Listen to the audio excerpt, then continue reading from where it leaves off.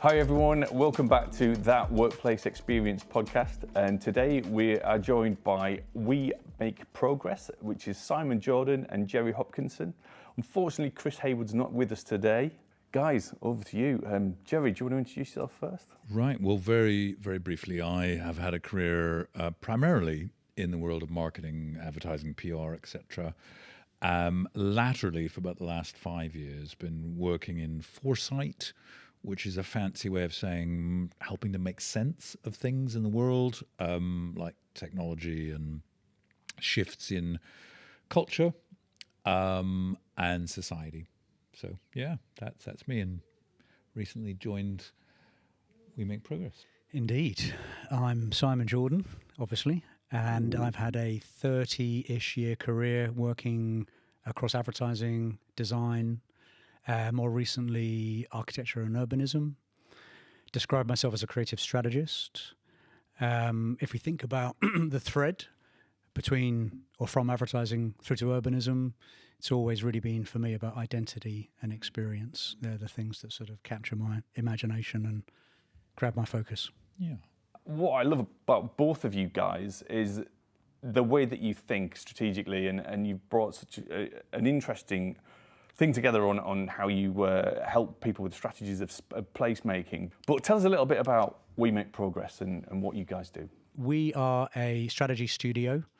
We work predominantly with developers, investors, building owners, architects and their consultants. And we help shape place. And we are very much focused on not just kind of the functionality of place, but also the meaning behind place. So a lot of the chats we've been having recently, we've been talking about the fluidity of culture and everything at the moment. Shifty by Adam Curtis recently on television. Yeah. He talks about the fact that we sort of regurgitate in the past, and we've got this language at the moment that no one really can understand what's going on or explain what we're trying to move towards. And I guess that influences or is influencing how we're designing places and buildings at the moment. I think oftentimes, as employers or whatever, people talk about, well, our culture is X, as though it were made out of granite. But most culture, as we know, changes. In fact, culture is really about collision, So there's this great example that Charles Eames used to use, which he said, culture is, you've got ballet, that's culture, and you've got boxing, and that's culture. But if you bring them together, that's new culture. That is actually where culture happens, And in the same way we use the word to talk about fermentation and growth, it's messy. Yeah. That's one thing, and it does change. I think the point about that when we talk about fluid identity, which is Simon's great phrase, we're trying to talk about the fact that for quite a while now, we very easily as humans move from one mode to another mode to another mode. And technology lets us do that. But also we need to do it. So in other words, when we're at home, we're sometimes often in work mode, because we can be. And we're at work, and here's the thing, we can be in home mode, or we can be in another mode. We shift easily from being a parent to being a partner, to being a football fanatic, in our case, to being, something else. And that fluidity is at the heart of modern work and modern life and modern culture. It's not, in our view, it's not always served by modern buildings. And that's where we like to come in. Yeah, I guess another way of thinking about kind of culture is that kind of culture is probably downstream of values. If we think about kind of either a society or an organization, we have values. Effectively, those values essentially are kind of expressed through culture. And then design gives form to that culture, if that makes sense. So that's kind of what we're interested in before we get to think about what we're designing, is what sits behind that. So what are the kind of the cultures and the kind of the values that we can better understand or unpack for our clients so that we know that we're building the right thing or designing the right thing? Yeah. And I think the reason that becomes important is because people are maybe needing more than ever to be drawn to work, to a workplace beyond the home. And there has to be value for them above and beyond getting paid. And that can get created in lots of ways, but it has to be really evident. So you could say, well, one of the primary motivations to go in, for most people to go into work, is for community or collaboration. And therefore, if you've got a work space, a workplace that enables that, then that's good because you know what you're wanting to do.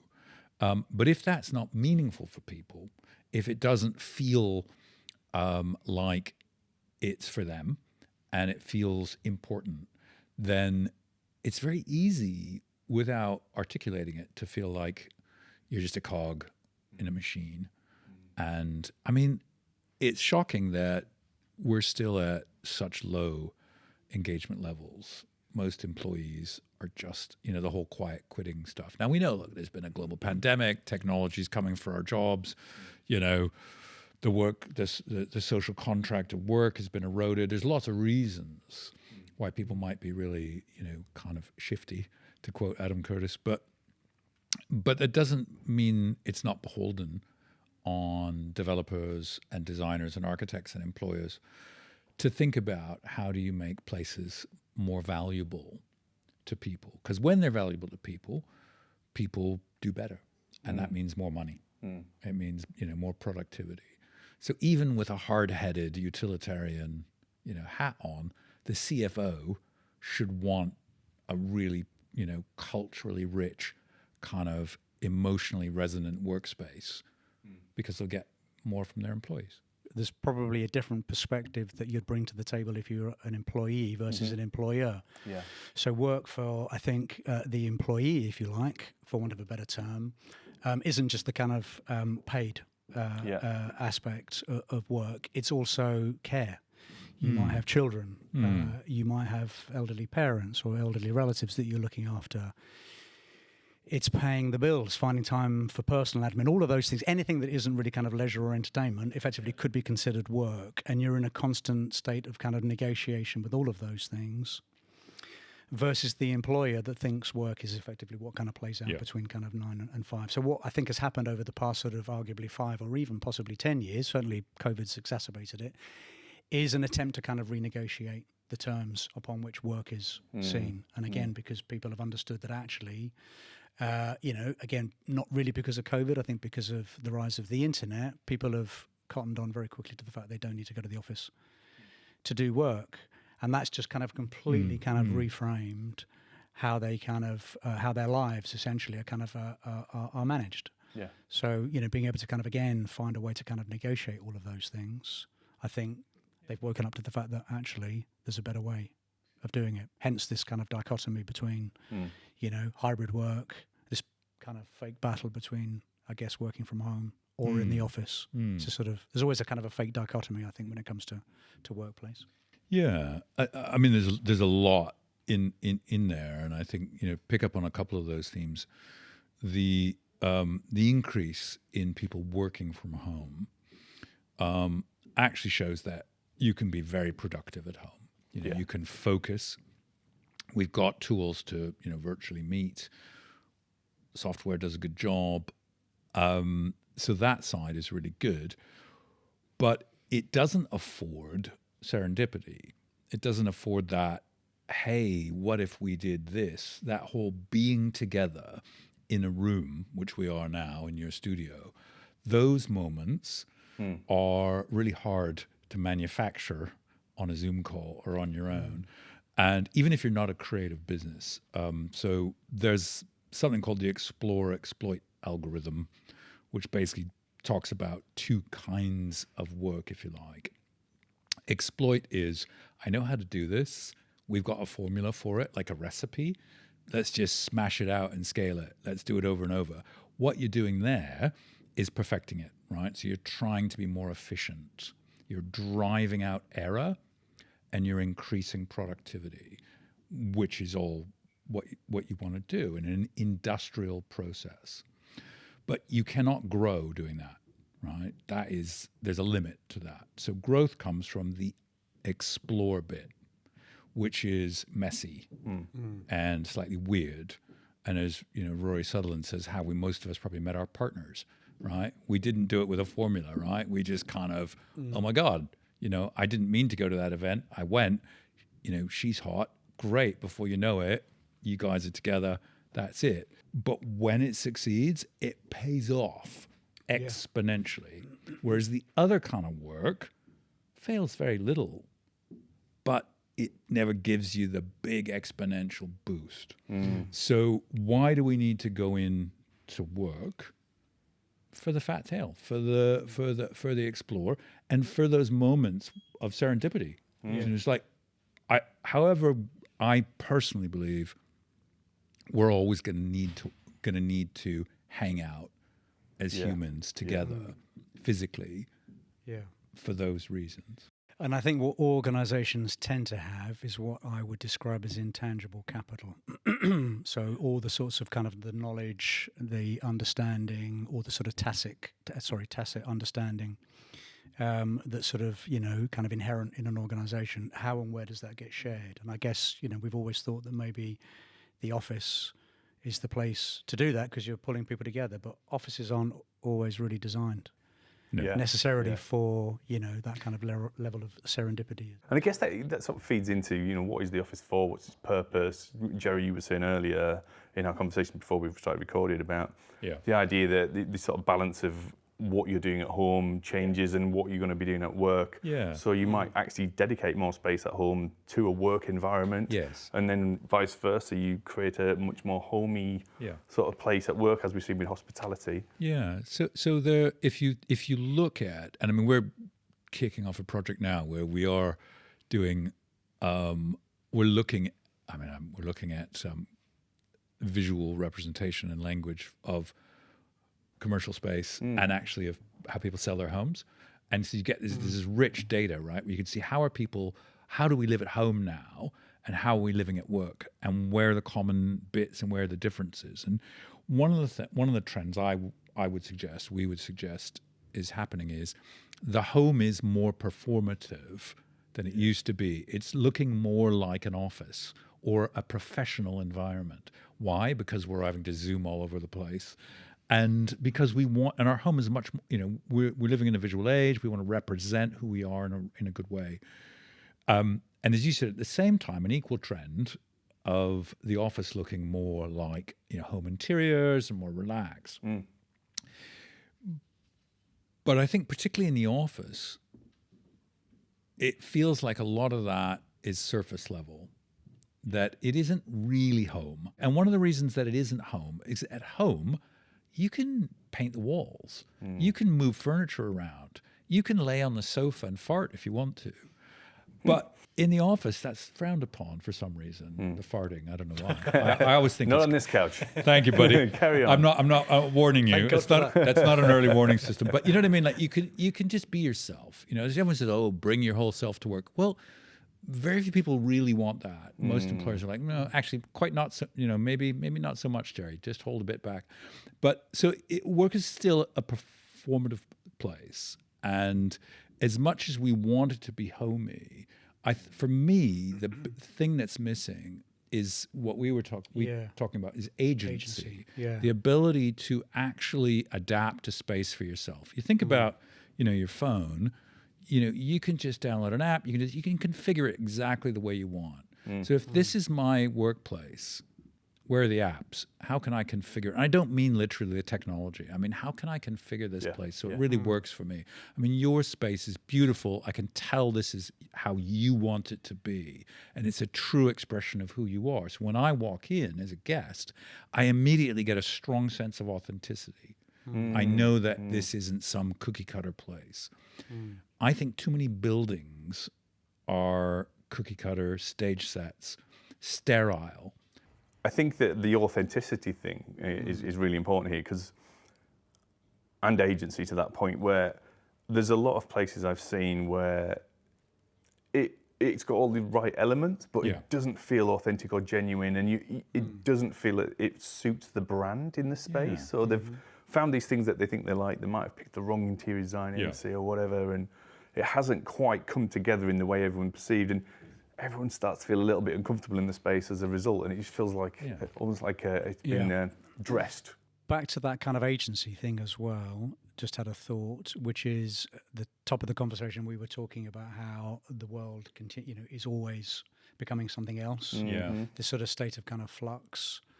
But at the same time, our sort of core goals as a species doesn't really change. So you could sort of quite easily map the sorts of things that kind of define us as a species.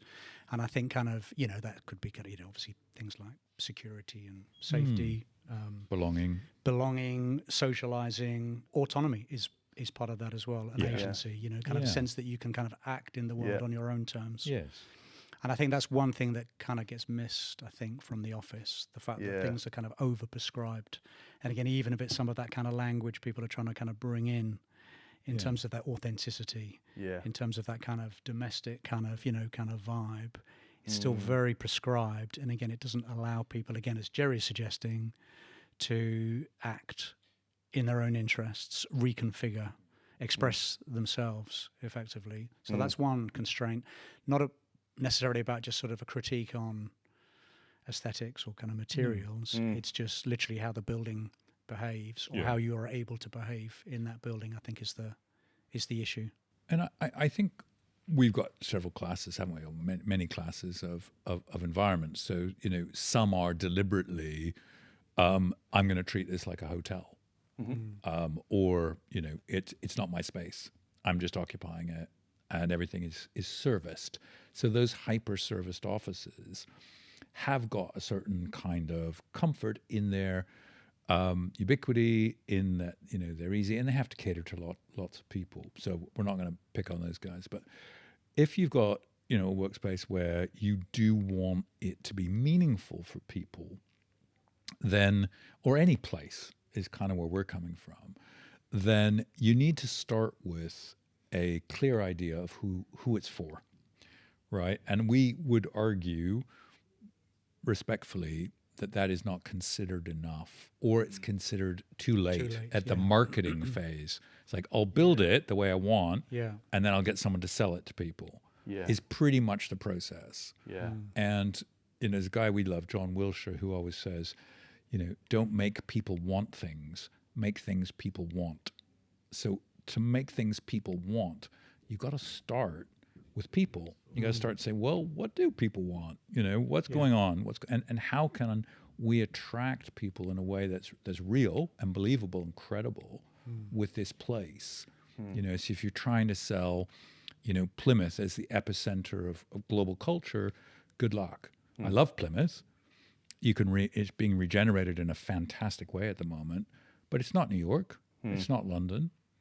And that's bullshit. If you try to flog it like that, people are going to go, yeah, not so much. Sometimes it feels like when people say human-centric, it's more about, I've considered people tick, rather than it being this really deep thinking about, right, well, what is the purpose behind this and who is it really for? And it comes back to design anthropology, which is what you guys do, right? Yeah. I mean, we work with anthropologists, definitely. We work with kind of social scientists, again, to sort of better understand, I guess one of the things that we were talking about earlier on as well is I spent a short amount of time in advertising, obviously Gerry coming from comms as well. One of the sort of tropes from that world, one of the things that kind of agencies used to talk to their clients about was the fact that, what the client thought they were making and selling wasn't what the customer was buying. Which I always thought was super interesting, And it's the same with the workplace or with a stadium or with a hotel. Effectively, there's something else that's sitting behind why people choose. Obviously, if it's a stadium, it's going to be about belonging, for example, and not just about being able to buy a burger and a beer. Same with the workplace as well. Workplace, effectively, is really about kind of meaning. Effectively, that's what work is about. Effectively, so we've got a process that we call MAPS. And so M is meaning, which is really starting to sort of look at a place and say, okay, what it might start at a macro level. What is, as Simon said, what is work all about right now? What are the kinds of industries that this place might serve, and what's going on in those industries, right? So that's kind of looking at the larger landscape, but then really getting down and saying, okay, well, what does it feel like? What's a day in the life of someone who does this? And we might embed somebody, to spend a week hanging out with a team that are working in, let's say we're doing something for, I don't know, lawyers, right? We might have someone go and hang out for a week, obviously sign loads of NDAs, and, just see what it's like. We want to make it really clear that we have great respect for the systems side of building and design and the rigor and the logic that's needed to make things safe and durable and work and functional. Like, that's so important. We're not discounting that. All we're doing is saying there's another layer, which we call ecologies, which is about the human factor, and it's about the culture. It's about how people are and want to be, and what do they need and want from this space, and the experiences that they might have there, and the benefit of those things are as important, we believe, but also really helpful if you start with them, because then all that other stuff, which probably doesn't change quite so much, sure, there'll be elements that will change, but can serve the needs of the people, as opposed to, I think a huge cliche, but to say, look, essentially we've been going about this in terms of having buildings organize people. And we think it should be flipped on its head. We think people should organize buildings. That's basically what we're saying in a nutshell. If I was in the pub after 3 pints, I'd say that. And that's it. And by that we mean that the place needs to really be useful, I guess, in that broader sense. Yeah, I'm going to pick up on the ecology reference that you made, because that comes into our thinking quite a lot, doesn't it? A lot of what Gerry and I have been working on this year ostensibly would not necessarily be single buildings, but kind of districts. Been looking at kind of whole neighbourhoods, which I think is a particular interest. Exactly, yeah. And I think if you think about the way that, I guess, traditionally we think about kind of a district or a neighbourhood innovation district, etc., is as a kind of a system. Yeah. But I think very quickly we got to think actually they're not systems, in the sense that a system really is top down and closed. That's what a system is, effectively. That actually they're ecologies, and they grow over time. So again, back to the kind of the maps process that we use, meaning architecture being everything we build, not just buildings. Participation, obviously bringing the kind of the human factor in, and then stewardship. So that's the S, and that effectively we think is really important as well. Yes. So how, if we think about a district, a location as being more like, acting more like an ecology, which is effectively what they do, they kind of grow and change over time, it's how do you kind of bake in at the very early stage a way in which that kind of stewardship can play a part in bringing some kind of shape over time to a destination, to a district or a neighbourhood. And I guess that's probably the same with a building as well, or a workplace, right? Yeah.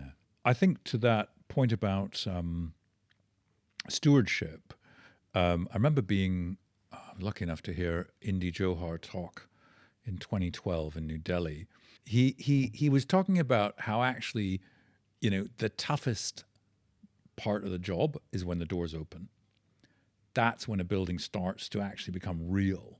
Yeah. And therefore it gets messier, but also, really that's where the good work should happen. And in thinking about this as a living, changing, evolving place, we're in a golden age of being able to do that. We can create smart buildings, we can use data, we can get so much information, not in a creepy way, but in a really useful way to say, well, look, here's, nobody's using this bit of the building, or, people seem to be really low energy when they're around here. What's going on there? Or, whatever it may be. Or, we've gone a bit cray-cray on the biophilic. Maybe just get rid of some of the plants. It feels like you're in a conservatory. But you don't get that kind of feedback unless you hang out and listen. And the problem is, I think a lot of people don't want the feedback. They're like, that's my vision. Yeah. Go away and love it and respect it. I'm on to the next project. Which is, not the way to be, really. And how do you manage that sort of stewardship? I can imagine developers being a little scared at the mention of this constant evolving beast and having the stewardship around it. I think you can bake it in. I think it's a huge opportunity for property managers, property owners, developers. I mean, new revenue. And proof the asset is sweating. Exactly. Yeah. And look, I mean, to be a partner and say, hey, we're here to help you adapt this space over time. That's great. That's a kind of always on opportunity for a developer. I mean, I think I'd be selling that hard if I was, if I had an asset that I launched. Yeah. We're sort of working, can't say who because it's all pre-planning at the moment. We're working on quite a big neighbourhood sort of in the Midlands right now.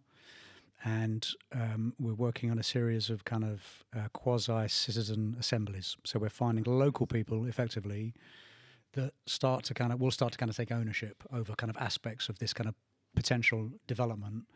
And this isn't really a role for them specifically just for the development, but beyond that as well. So they become kind of advocates very early on as members of the community for the development. But as the development kind of unfolds over time, they have a role to play in terms of, again, that sort of stewardship. That the building form, the workplace kind of template of the office, it kind of got codified in the 50s or something. It hasn't really changed, but we've all changed, right? So one of the things, for example, is look, learning is way more important than it used to be. And yes, you can do a lot of e-learning, which is true, but to kind of have the sort of back to everyday rhythms, right? To say, well, what kind of skills would be really useful for people to acquire in this space, and then think about how that's enabled. So that it becomes really not just useful for staff, but could be useful for the community as well. And you start to solve multiple problems in a really good way. Back to Simon's point about designing neighborhoods and communities and districts, all the ways in which you could build an ecosystem that people could, share ideas, support each other, trade. That makes workplaces really interesting. That's where we sort of got more interested in neighbourhoods as well, I suppose. I mean, again, the sort of continued dispersal of the workplace that we've seen over the past, again, arguably kind of 5 years. Maybe it was already happening before that. But, suddenly a neighbourhood becomes the workplace as well, I think. And again, if you think about obvious things like kind of Paris, for example, obviously, strong kind of food culture. All the restaurants are full of workers after, they finish work, but they're still working. They're still, finding ways to absolutely. I'd be really interested to do a study to see what was the productive output of everyone who went to Gales in the last year, because I reckon it's pretty good. And that's an invisible workplace, and it's a really good one. I know you can't name names, but what are you seeing out there with the big brands in the way things are moving? Well, I can only speak to the brands that I've worked with.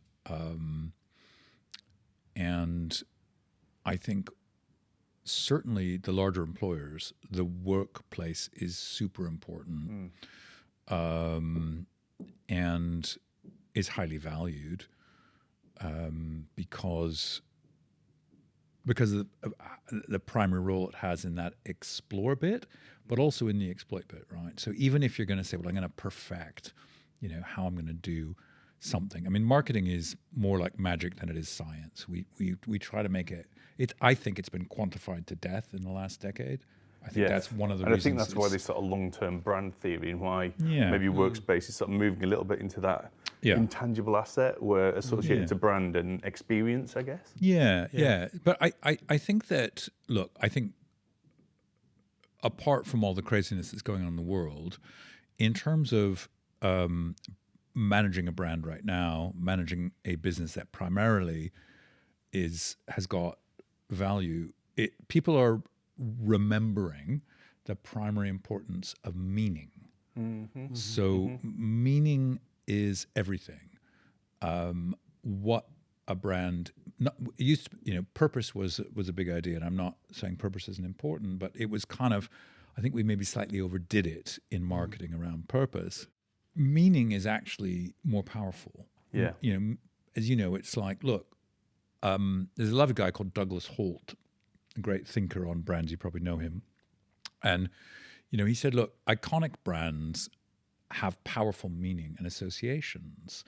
And, it's like if you map in our brains how much space we give to brands, that's really what I mean. So, if I say, Nike, people know, they know what it means, and it has a place in my brain. That's sort of what a brand is as well, isn't it? A brand really is like a sort of heuristic, right? It's a shortcut. Yeah. It's like, the brand is a way to kind of pack Yeah. a lot of kind of meaning and, as Gerry's saying, a lot of meaning and associations. That's kind of the role of the brand. Yeah. So that Yeah. it paints a very quick picture in your mind. Remind us about maps, your process, and how you might apply that to a new brief or a new project. So MAPS stands for meaning, architecture, participation, and stewardship. So they're the kind of lenses that we put over place. So meaning, obviously, we've spoken about. Architecture is everything that we build, everything we design. And the systems and everything behind it. Exactly. Yeah, exactly. And then participation, obviously, is bringing in the kind of human factors, better understanding of the human condition, of the user, the consumer, however we want to describe the human component. And then stewardship really is what happens after the doors open. So how do we think about the building, again, the district, the neighborhood kind of evolving over time. And again, that's back to the point about kind of how I see urbanism, not necessarily as about kind of systems thinking, which I think is really how we've thought about it in the past, but thinking really more about ecologies, thinking about place as an ecology. And I think that sort of is what we're trying to do with kind of maps, I guess, is just sort of think about what's the sort of broadest lens that we can put over things. I think that's right. That's completely right. I mean, and it can be sequential, but also we're considering them. And really the point about stewardship is to really stay involved in the place and be able to just take readings and see, because things will happen, things will grow and develop, and they'll create opportunity. Yeah. So it seems insane to us that if you've got a portfolio of buildings or if you've got a bunch of employees, that you're not constantly learning from them. Like, why wouldn't you take that opportunity to learn and then find, new business potential? Guys, thank you so much. I thought that was really interesting. Some really interesting takes there, and it's nice to do these little, slightly different versions of the podcast as a special to bring in different thinkers and inspire how we approach work. Well, thank you. Pleasure. Thanks so much for having us.